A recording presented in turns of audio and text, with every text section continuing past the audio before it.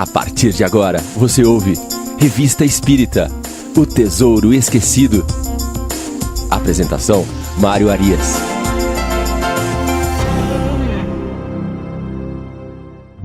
Olá, amigo ouvinte da Rádio Idefran.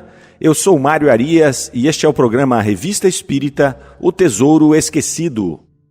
Estamos hoje no nosso programa de número 37, onde continuaremos as nossas avaliações cronológicas dos artigos da Revista Espírita. Estamos seguindo pelo ano de 1858, no mês de outubro. Hoje trataremos, inicialmente, de 2 artigos que Kardec destaca nesta edição da Revista Espírita, que vem falar a respeito do magnetismo animal.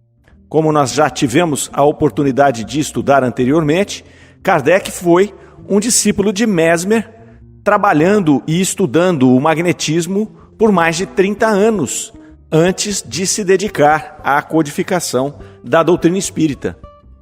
Como um grande conhecedor desta ciência da época, Kardec sempre buscou os laços, buscou até ressaltar os laços que unem essas duas ciências, o magnetismo e o espiritismo.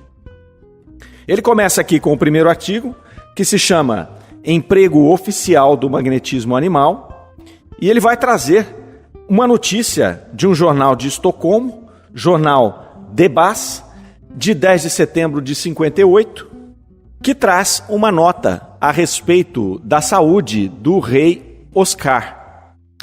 Este rei já vinha apresentando um problema no cérebro já há algum tempo. Os médicos, a medicina convencional não havia conseguido resolver este problema até então. E aí o conselho de médicos do reino, eles resolvem convocar um magnetizador, o senhor Kuglestien. E este magnetizador é chamado ao castelo para que pudesse fazer um tratamento de magnetismo no rei, a fim de que se buscasse ali um processo de cura ou alguma alteração no seu quadro. Kardec ressalta aqui, após ter colocado inicialmente no artigo este trecho do jornal, ele faz uma colocação interessante.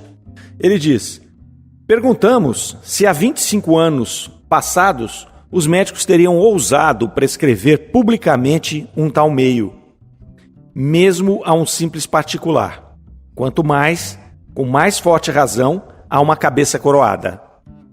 Então, todas as faculdades e todos os jornais não contavam com sarcasmos suficientes para denegrir o magnetismo e seus partidários.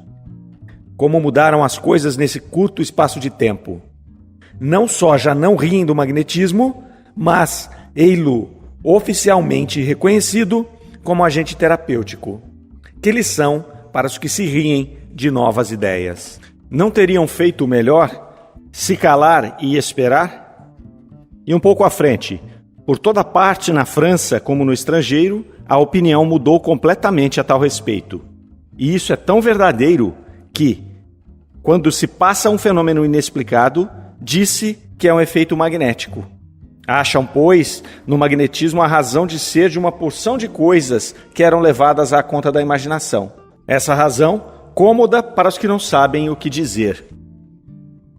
Kardec, então, com todo o seu cuidado, com a sua cautela, vai dizer que ele não sabe se o magnetismo irá curar o rei Oscar.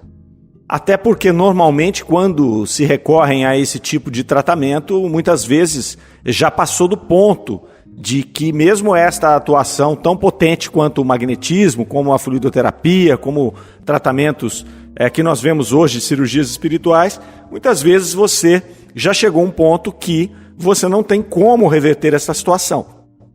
Sabemos também que existem outras questões, né? Como o planejamento reencarnatório daquele espírito, as necessidades de expiações e provas, que muitas vezes passam pelo fato de que a doença precisa seguir o seu curso.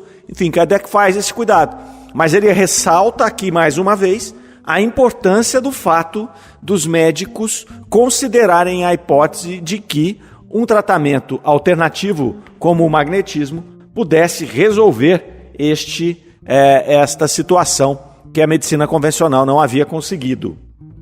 E aí ele continua dizendo: se a ação do fluido magnético é hoje um ponto geralmente admitido, o mesmo não se dá em relação às faculdades sonambúlicas, que ainda encontram muitos incrédulos no mundo oficial, sobretudo no que toca às questões médicas. Ressalta aqui então que há um preconceito com relação à questão do sonambulismo em si. E é aceitável, dá para a gente entender facilmente o porquê. A medicina convencional, a medicina da época de Kardec, era uma medicina cartesiana, uma medicina baseada no homem, no corpo físico. Ela pode até, como fez aqui, compreender que existe algum tipo de fluido, algum tipo de magnetismo animal que possa interferir, recobrando as energias do outro ser, reparando algum distúrbio que possa haver num outro ser, através da emissão desta energia por um magnetizador. Mas havia aí o preconceito com relação ao sonambulismo, porque para admitir o sonambulismo como ocorria no magnetismo animal, como ocorre até hoje no magnetismo, você tem que pressupor uma alma sobrevivente a um corpo. Uma vez que no estado sonambúlico, este espírito, no caso aí o espírito do próprio indivíduo que havia sido submetido ao transe sonambúlico, ele passa a se manifestar, muitas vezes demonstrando conhecimentos que não são os conhecimentos daquele indivíduo quando em estado normal, sem estar em estado sonambúlico. Então isso é uma coisa que eles não admitiam, não tinha como admitir isso, porque para admitir isso você teria que admitir a existência do espírito, com experiências diferentes daquelas que ele adquiriu naquela encarnação. E isso estava longe de ser um fato aceitável. Aí um pouco à frente, Kardec vai traçar uma importante conexão entre essas duas ciências, o magnetismo e o espiritismo. O trecho diz assim: o espiritismo liga-se ao magnetismo por laços íntimos, como ciências solidárias. Quem, entretanto, haveria de supor que fosse encontrar entre os seus mais encarniçados inimigos magnetizadores, que nem por isso contam com a oposição dos espíritas? Os espíritos sempre preconizam o magnetismo, quer como meio de cura, quer como causa primeira de uma porção de coisas. Defendem a sua causa e vêm prestar-lhe apoio contra seus inimigos.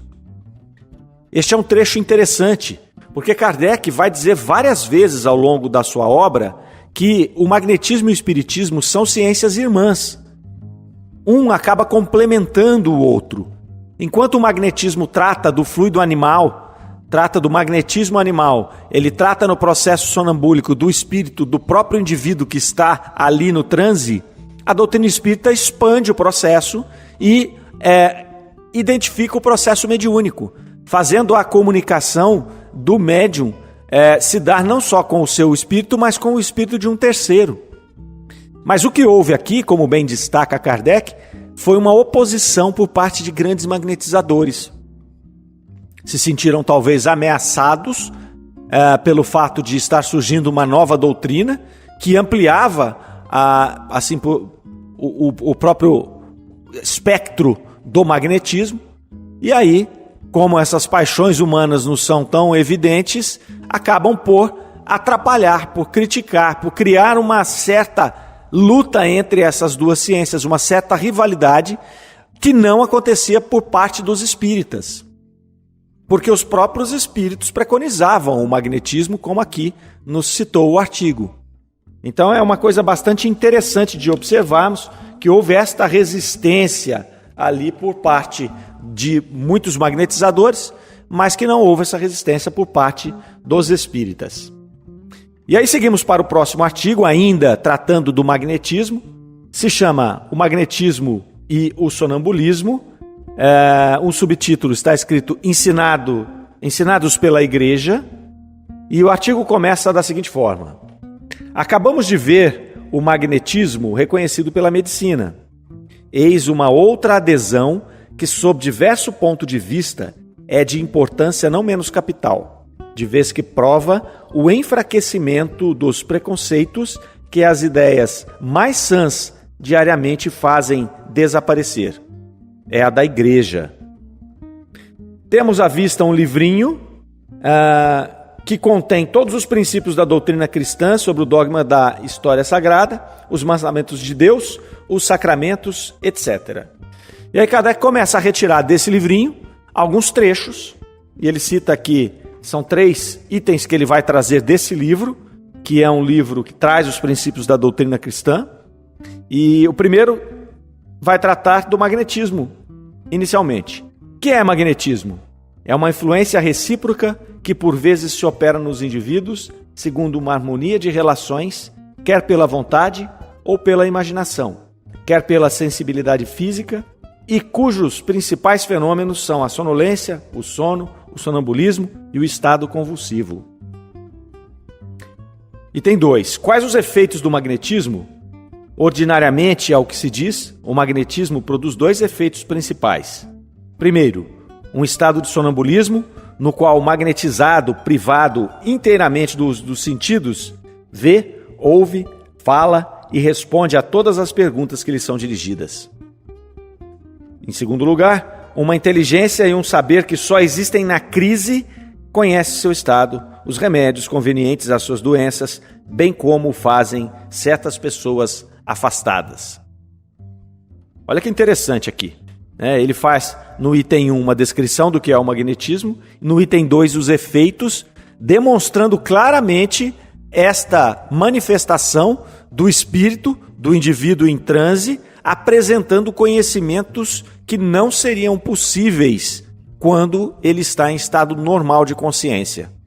É a igreja dizendo isso. É a igreja admitindo que ocorre algum fenômeno que desperta um princípio espiritual, algo neste indivíduo que demonstra um conhecimento muito maior do que ele realmente possui nesta encarnação.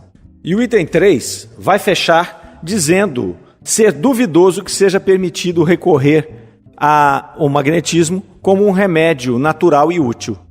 Então ele vem vindo bem na cartilha, Ele explica o que é o magnetismo, explica ali os efeitos e depois ele diz, olha, mas não usem não, porque não é um remédio útil.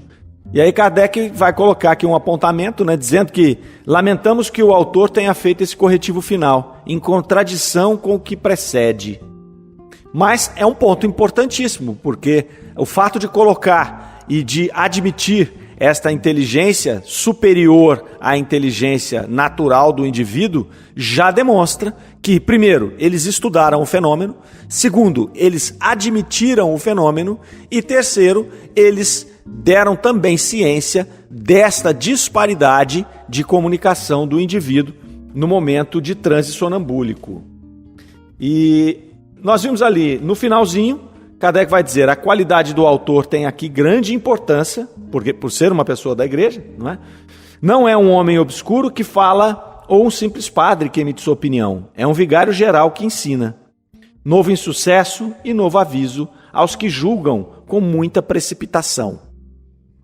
Novamente ele volta a alfinetar aqueles, que eram muitos, que ridicularizavam o magnetismo.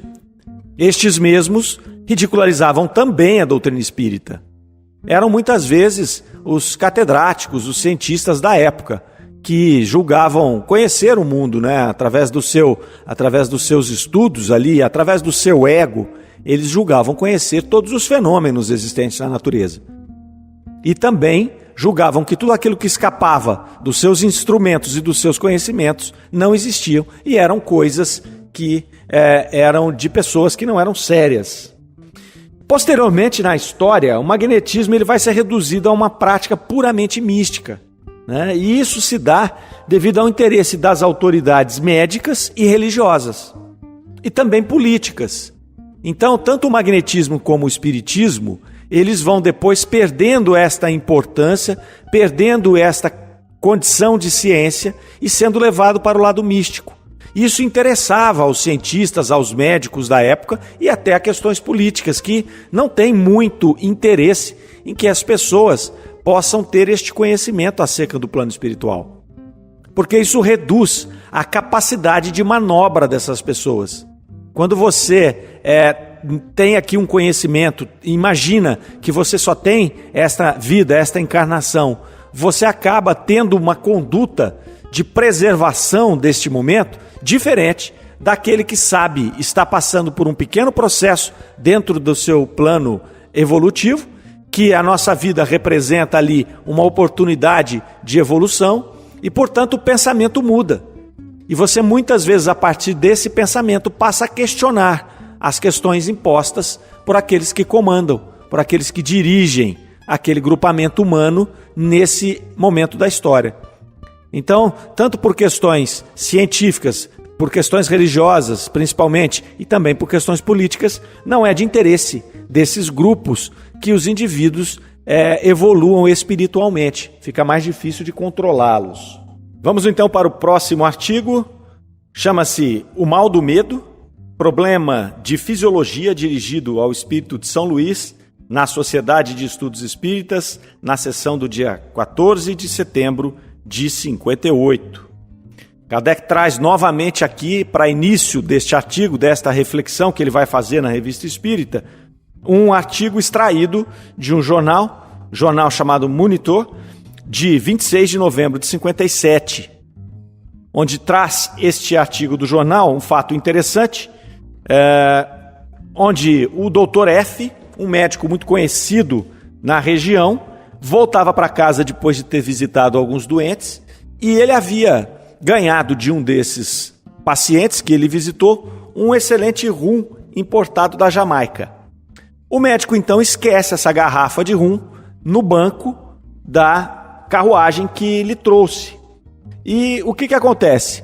Ele chegou em casa, deu falta daquela garrafa, né, desse líquido que era precioso para eles naquele momento, e voltou ali ao chefe do estacionamento, perguntando, né, se haviam encontrado a garrafa.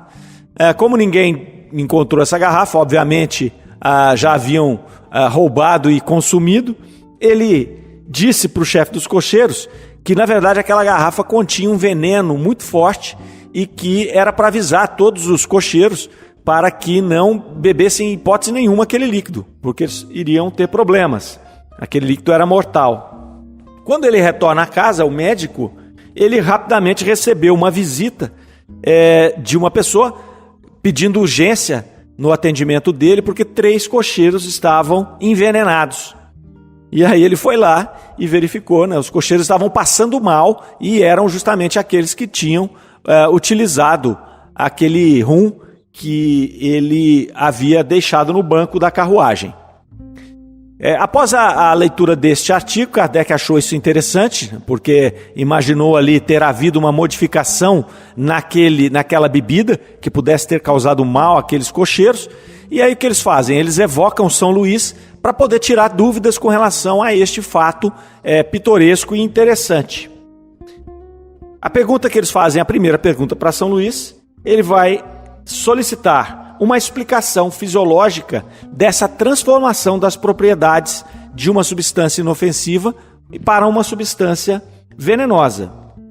E aí São Luís responde: sabemos que pela ação magnética pode ocorrer tal transformação, mas no caso vertente não houve emissão de fluido magnético, agiu apenas a imaginação e não a vontade. Vosso raciocínio é muito justo relativamente à imaginação, mas os espíritos malévolos que induziram aqueles homens a cometer um ato indelicado fazem passar no sangue, na matéria, um arrepio de medo, que bem poderia chamar arrepio magnético. Disseste, os nervos, distende os nervos e produz um frio em certas regiões do corpo. É, pois, um meio de punição, que diverte os espíritos que fizeram cometer o furto e ao mesmo tempo os faz rir às custas daqueles a quem fizeram pecar. Assim procedem sempre que se lhes oferece uma oportunidade. Então aqui nós temos uma pergunta que vai para uma linha de raciocínio, né? Aqueles indivíduos ali da Sociedade Espírita de Paris, comandados por Kardec naquele momento, imaginaram que, pela vontade, o médico teria emitido um fluido magnético para aquela bebida à distância e teria influenciado aquele líquido para se transformar em algo que fizesse mal à pessoa que o tomasse, ainda que isso tenha sido não intencional. Mas São Luís vem explicar que este caso não é assim. Ele vai explicar que este caso, na verdade, os mesmos espíritos zombeteiros que influenciaram os indivíduos a roubarem aquela garrafa, fizeram também, a eles sim, uma influência nesses indivíduos para que eles passassem mal com aquilo e se impressionassem imaginando ter tomado o veneno. Então, na verdade, foi uma ação de uma influência espiritual de espíritos zombeteiros que queriam se divertir às custas dos cocheiros, que os induziram tanto ao roubo quanto à sensação de estarem envenenados. E aí Kardec fecha esse artigo, esse pedaço, com uma observação que vai falar: dizendo que no caso vertente não havia emissão de fluido magnético, talvez não fôssemos muito exatos. Aqui aventuramos uma suposição. Como dissemos, sabe-se que transformações das propriedades da matéria se podem operar sobre a ação do fluido magnético, dirigido pelo pensamento. Ora, não é possível admitir que pelo pensamento do médico, que queria fazer crer na existência do tóxico e dar aos ladrões a angústia do envenenamento, tivesse havido à distância uma espécie de magnetização do líquido? Então aqui, Kardec nos diz que, apesar de São Luís ter orientado que naquele caso foi uma influência espiritual direta sobre os indivíduos que cometeram o roubo, não é de se desprezar o fato de que pode ocorrer esta modificação do líquido através da emissão desse fluido magnético. É o que nós vimos, o que nós vemos, não é, o tempo todo com as águas, água fluidificada, água magnetizada, chame do que quiser, nas nossas casas espíritas. Então nós levamos ali garrafas de água ou aquele copinho, né, que a gente preenche com água, um médium faz ali a magnetização daquela água e os indivíduos tomam, e já existem estudos que comprovam que há uma modificação nas características dessa água. Se você pega uma água normal que não passou por este processo, ela apresenta características diferentes da que passou por este processo. Então este artigo aqui vai nos dar essas duas hipóteses, né? A hipótese da influência dos espíritos sobre o indivíduo, no caso aqui espíritos zombeteiros, e também a possibilidade de fazer a alteração das características de algum objeto, de algum líquido, no caso, né, através da influência magnética. O próximo artigo segue na mesma linha, chama-se Teoria do Móvel de Nossas Ações. Trata-se da informação de um correspondente do Instituto da França, o senhor R., que vai fazer ali, vai discorrer, vai trazer algumas considerações a respeito desta teoria do mal do medo que foi apresentada no artigo anterior, que nós acabamos de verificar. Ele começa as suas considerações dizendo: de todas as comunicações dos espíritos que nos são fornecidas, verifica-se que eles exercem uma influência direta sobre nossas ações, uns solicitando-nos para o bem, outros para o mal. Então ele começa aqui as suas considerações, nos colocando a respeito da importância da influência espiritual na nossa vida. Então nós já vimos que nós estamos cercados por uma nuvem de espíritos que, pela natureza do nosso planeta, nosso estágio evolutivo, a grande maioria desses espíritos que estão conosco são espíritos inferiores, da terceira ordem, e que eles se comunicam mentalmente conosco o tempo inteiro. Nós também vimos que 3 das 4 partes daquilo que fazemos tem alguma influência desses espíritos que estão conosco. E aí ele segue: disto se segue que aquilo que dizemos nem sempre vem de nós, que muitas vezes, como médiuns falantes, não somos mais que intérpretes do pensamento de um espírito estranho que se identificou com o nosso. Os fatos vêm de apoio dessa teoria e provam que também, muito frequentemente, os nossos atos são consequência deste pensamento que nos é sugerido. Reforçando aqui esta influência dessa nuvem de espíritos que estão à nossa volta. Então nós somos ali como que antenas a captar o pensamento desses espíritos, e esta captação influencia nos nossos atos, muitas vezes sem que nós o saibamos, na maioria das vezes, porque uma pessoa que não tem um conhecimento mínimo da doutrina espírita, ele não pode sequer considerar a hipótese de estar sendo influenciado por alguém.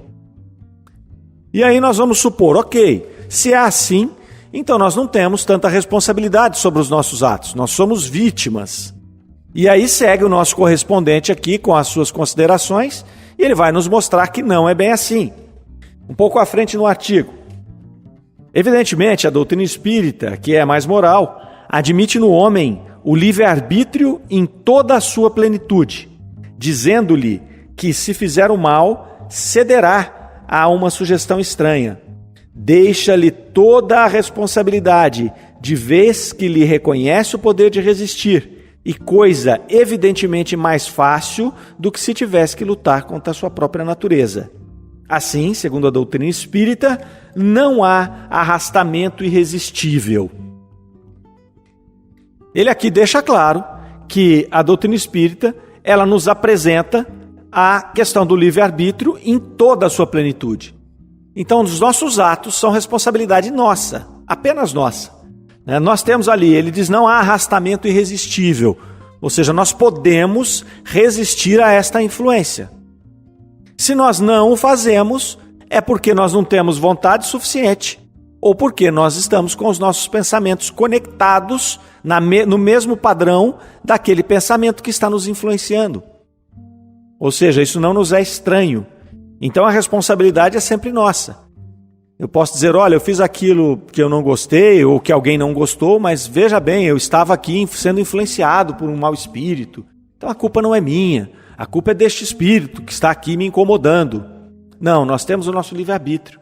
Nós podemos ali, a partir da nossa vontade, modificar o nosso padrão vibratório, ampliar a nossa autoridade moral e nos desconectar desse tipo de influência perniciosa. E nós temos ainda uma outra ferramenta, não menos importante, que é a conexão com os espíritos superiores, que não causam constrangimento algum. Se nós então nos conectarmos com esse tipo de espírito, se nós elevarmos o nosso padrão de pensamento, se nós tivermos ali o auxílio do nosso espírito protetor, do nosso anjo guardião, nós também não estaremos sujeitos a esse tipo de influência de espíritos inferiores. Um pouco mais à frente nas suas considerações, nós vemos: as faltas que cometemos têm, pois, a primeira fonte na imperfeição do nosso espírito, que ainda não atingiu a superioridade moral, que terá um dia, mas que, nem por isso, deixa de ter o seu livre-arbítrio. A vida corporal lhe é dada para purgar-se das imperfeições pelas provas que nela sofre. E se precisamente essas imperfeições que o tornam mais fraco e mais acessível às sugestões de outros, espíritos imperfeitos, os quais aproveitam as circunstâncias para tentar fazê-lo sucumbir na luta que empreendeu. Se sair vencedor nessa luta, elevar-se-á. Se fracassar, permanecerá o que era, nem melhor, nem pior. É uma prova a recomeçar, e isso pode, assim, durar muito tempo. Quanto mais se depurar, mais diminuirão os lados fracos e menos presa oferecerá aos que o solicitem para o mal. Sua força moral crescerá proporcionalmente à sua elevação, e dele afastar-se-ão os maus espíritos. Então é uma luta constante, né? Primeira coisa que acontece, nós estamos sujeitos a estas influências pela nossa imperfeição. Nós já refletimos a respeito disso há pouco. Se nós tivéssemos aqui uma condição evolutiva maior, ou se nós conseguimos avançar nesta condição, nós vamos nos desconectar desse tipo de pensamento e desse tipo de espírito. Onde ele coloca aqui, se sairmos vencedores dessa luta, o nosso espírito elevar-se-á. Se nós fracassarmos, ele permanecerá o que era. Outro ponto importante, porque ele vai nos dizer aqui que não há retrogradação da alma. Esse é um ponto capital da doutrina espírita. Sempre que temos a oportunidade, voltamos a frisar nesse ponto. Quando nós fracassamos numa encarnação, nós não retroagimos, nós permanecemos onde estávamos e começamos a luta de novo, do marco zero, de onde chegamos aqui. Então não há retrogradação, mas o fracasso, pela grandeza do processo que é a reencarnação, pelas expectativas que nós depositamos em espírito neste trabalho que nós vamos fazer aqui no planeta, quando nós fracassamos, nós sofremos profundamente um sofrimento moral, porque nós perdemos uma grande oportunidade. E é por isso que ele diz aqui que pode durar muito tempo. Esse sofrimento moral pode durar muito tempo, porque o nosso espírito fica extremamente condoído de ter deixado passar esta grande oportunidade. E aí um pouco à frente, façamos, pois, todo o esforço para não regressarmos a essa condição, depois dessa estação, e para que mereçamos ir habitar um mundo melhor, numa dessas esferas privilegiadas, onde o bem reina sem partilha e onde recordaremos como um mau sonho a nossa passagem aqui na Terra. Ele conclui dessa maneira esse artigo, dizendo que a Terra realmente é um local de passagem, um local ao qual nós nos apegamos realmente, até por conta do nosso instinto de conservação da espécie, nós nos apegamos a esse plano físico. Mas esse plano físico, qualquer experiência que nós possamos ter do ponto de vista espiritual, seja em um sonho, aquele sonho semidesperto, em que nós nos deparamos com mundos mais felizes, com momentos mais felizes no plano espiritual, nós conseguimos perceber o quão limitada é a nossa existência no planeta Terra, o quão dura é a existência do espírito na matéria. É um artigo muito interessante que nos traz grandes reflexões a respeito da necessidade de resistência do nosso espírito às influências dos espíritos inferiores. Nós estamos aqui em prova, antes de mais nada. Nós estamos aqui buscando exercitar as nossas virtudes, buscando eliminar os nossos defeitos, a nossa inferioridade. E existe essa nuvem de espíritos que ainda se compraz com esta inferioridade e que tenta nos influenciar a todo momento.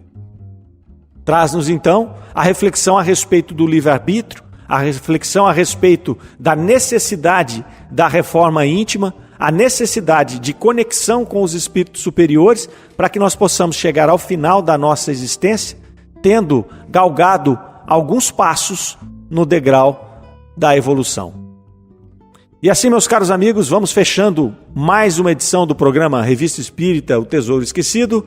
Agradecemos a companhia de todos e esperamos tê-los conosco na próxima semana. Um grande abraço, fiquem com Deus. Você ouviu Revista Espírita, O Tesouro Esquecido.